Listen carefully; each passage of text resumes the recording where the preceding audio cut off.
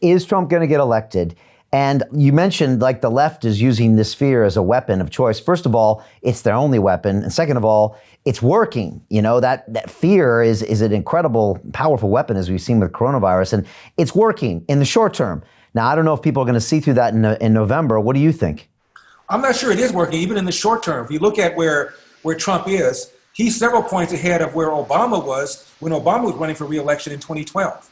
And also, in these recent polls I've seen in battleground states, Biden's lead has shrunk substantially.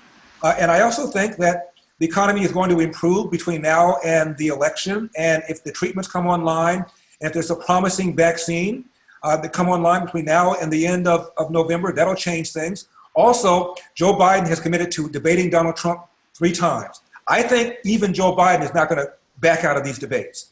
And he's not going to hold up well. This man has some mental issues. Even many Democrats are concerned about his mental deterioration. And I don't believe he's going to be able to hold up very well in these debates. So you look at what's going on in the streets. Most Americans are appalled. Most Americans do not want the police to be defunded. Most Americans want staffing levels to remain the same, if not increased. And you look at the economy, what the economy was doing before the coronavirus pandemic. What reason is there to believe that the economy is going to be any better under Joe Biden when Biden was part of the Obama-Biden team? They gave us, as I said, the worst economic recovery since 1949. They raised taxes. They pushed more regulations. They pushed Obamacare. They did that stupid stimulus package, which did not stimulate. All the money given for green tech. There was a piece done by 60 Minutes that said Obama spent $150 billion down the chute on green tech with virtually nothing to show for it. So you add all that up. I don't believe the American people want a $15 minimum wage. I don't think they want a new Green Deal. I don't think they want a commission to study reparations. I don't think they want debt forgiveness, free college.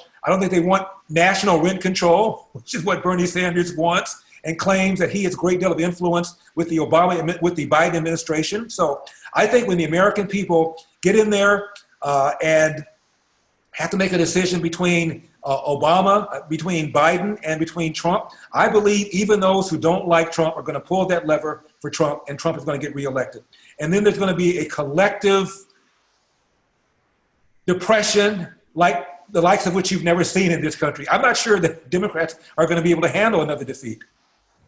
Yeah, it'd be interesting to see what happens. Well, first of all, what a great synopsis you made. You sold me. But if I turn on any media organization, I'm going to get the complete opposite narrative. I'm going to hear about the hate and the infiltration and the horrible police and the horrible handling and how Trump's bad. I mean, why does the mainstream media, 99% of it, tell me a different narrative if we think maybe half the population is thinking what you're about, what you just said?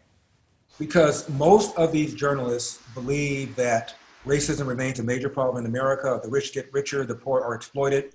That's why they went into journalism. They were inspired by Bob Woodward and Bernstein and went in there to right the wrongs, to comfort the afflicted and to afflict the comforted. That's what they feel their job is, not to report the news. And that's the problem. One of my friends is a professor of political science and economics at George Mason University. His name is Tim Grosclose. He wrote a book called Left Turn. And he says that 80 to 90% of people get their primary source from a left-wing source, whether it's ABC, NBC, CBS, Yahoo News, Google News, New York Times, Chicago Tribune, you name it. Out of the top 20 sources of news, 18 of them are to the left. The only ones to the right are the Washington Times and the nightly news by Bret Baier on Fox News. Outside of that, virtually every other major organ from which people get their primary source of news is left-wing. And that's the problem. In this book, he tried to quantify the damage done by our left-wing media. What would happen, he tried to figure out, if the media were truly fair and balanced? If people got a third of their news from a left-wing source, a third from an independent, and a third from a conservative source, how would people vote?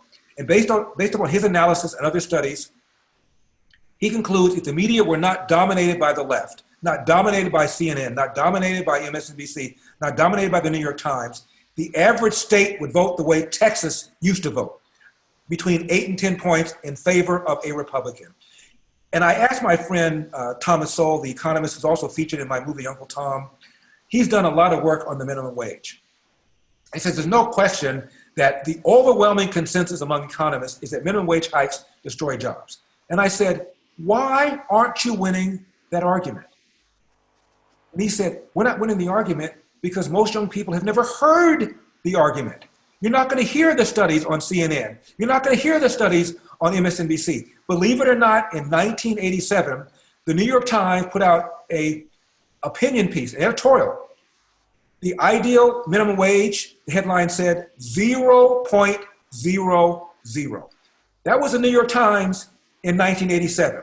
They would never publish an editorial like that in a million years. And so young people are unaware of the arguments. Young people are unaware of the damage being done by the minimum wage. Young people are unaware that the Democratic Party voted against the 13th Amendment, the 14th Amendment, the 15th Amendment. They're unaware that as a percentage, more Republicans voted for the Civil Rights Act of 1964 than Democrats. They're unaware that Democrats founded the KKK. They're unaware of these kinds of things. That's why we are losing the argument, because the left controls the media.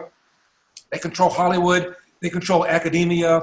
They control Google. They control Facebook. They control Twitter. They control all these outlets, and we're fighting this battle. It's remarkable that Donald Trump won. One time, Barbara Bush said, I'm amazed anytime Republican wins because the media are so against us. And she's right.